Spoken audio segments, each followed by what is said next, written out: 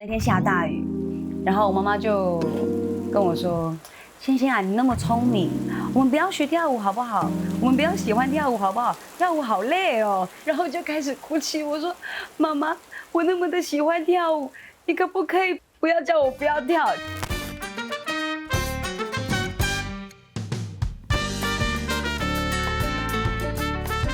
当初全家人只有我的妈妈跟我的外公支持我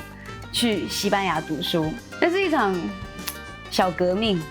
在我们家庭。但那个时候就是因为我外公的一句话，他就说把我的棺材本拿出来，也要让我的孙女先出国。我觉得其实像我们留学出去，可能就会有一种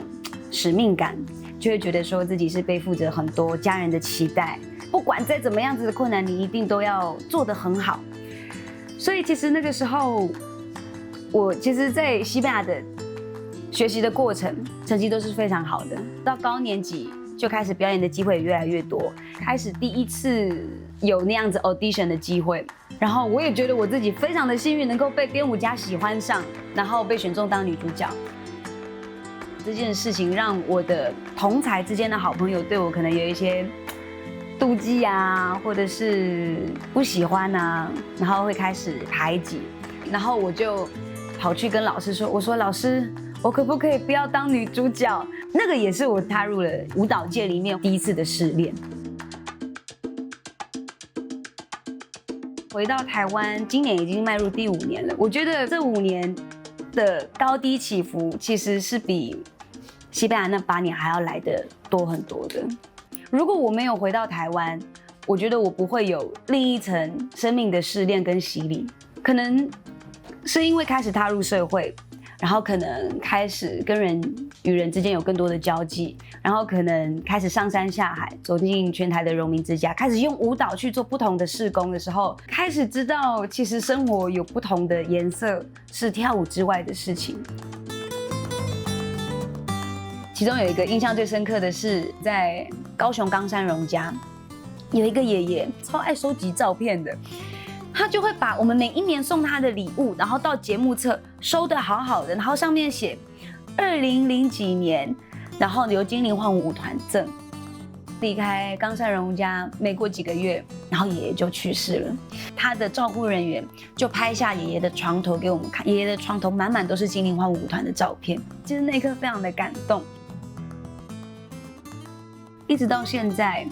我因为能够生活在台湾，而让我去了解舞蹈不同的意义。可能住在淡水的好处是，我只要看到关渡大桥都知道，哦，我离我的家不远了，它就在那边。然后甚至是，当我们每一个人走在老街的街头的时候，你看到我们淡水的黄昏，你就会知道这个是家乡的味道，这个是我们家乡的黄昏。如果说今天要我帮新北市下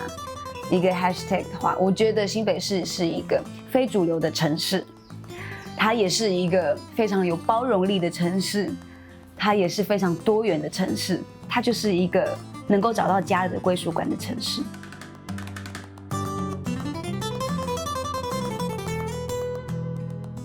其实我觉得走了这5年，在台湾的艺术关怀、艺术教育、艺术陪伴的事工之后，我才发现舞蹈其实不是只有我自己的事情。曾经的我，舞蹈跟我的关系就是很我自己，但其实现在的我，深刻的体会到，我可以因为舞蹈去帮助到我身边需要舞蹈的爱的人。这个才是艺术真正的价值，就是温度，然后艺术是爱。Nuevo Taipei, la fuerza de mujer.